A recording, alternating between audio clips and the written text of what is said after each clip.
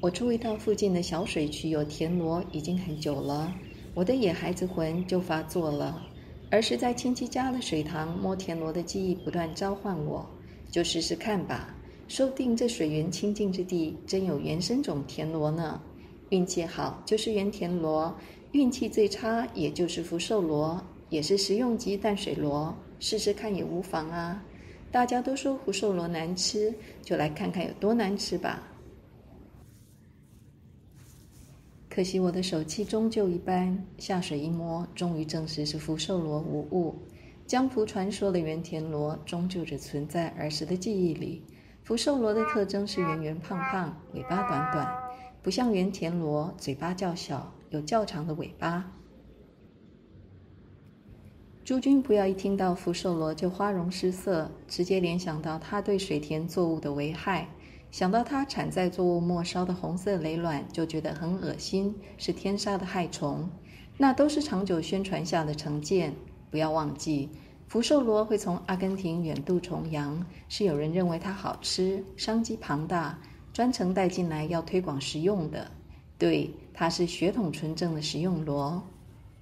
谁知道此螺时运不济，据说当年养殖户正欲大发利市之际，突然传出福寿螺不好吃、口感不佳的消息，市场因而却步，养殖户求售无门，只好丢进河流水渠弃养。谁知此螺适应力强，在台湾的水土环境如鱼得水，迅速蔓延之下泛滥成灾，更大量吞噬水田作物，像是水稻和茭白笋。久而久之，福寿螺的恶名就深入人心，谁还记得它曾是远渡重洋的食用螺呢？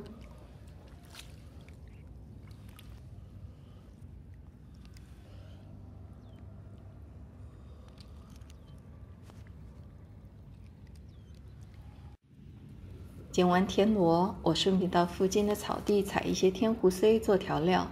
一般天胡荽的走茎贴着地上走，叶片也小小的，不到1公分。这草地杂生很多植物，可能是要争夺阳光。天胡荽的叶柄抽得很高，叶片也长得特别大。这些长得像香菜的小草就是天胡荽，是伞形科，和香菜、水芹、山芹同属，但其味道不像香菜，倒是比较接近欧芹，也就是巴西里香菜，作为菜品的调料倒是不错。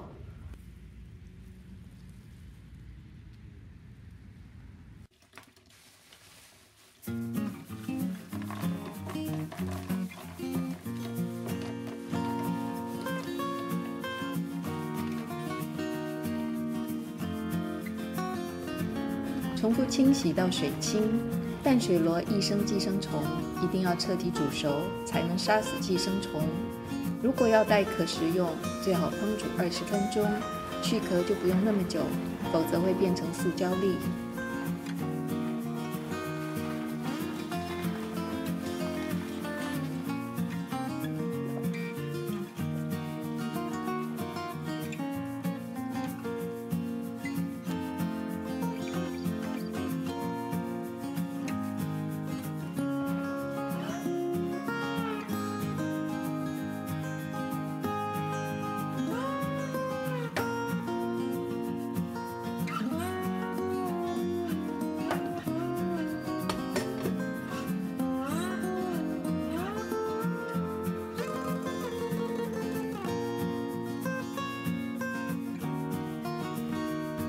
让我们看看福寿螺洗净后的样子，圆滚滚的，屁股短短，外壳挺美，却是众人闻之色变的公害。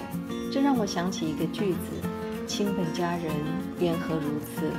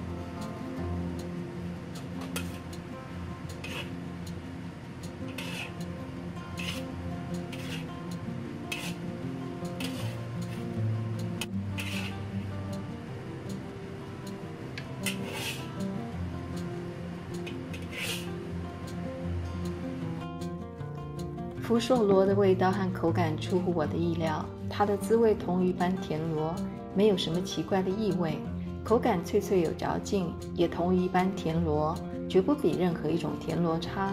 就口感而言，至少比乡亲们爱吃的非洲大瓜鸟好。后者的口感说实在话是香蕉等级，只不过它是怀旧食物，因此至今人吃得津津有味。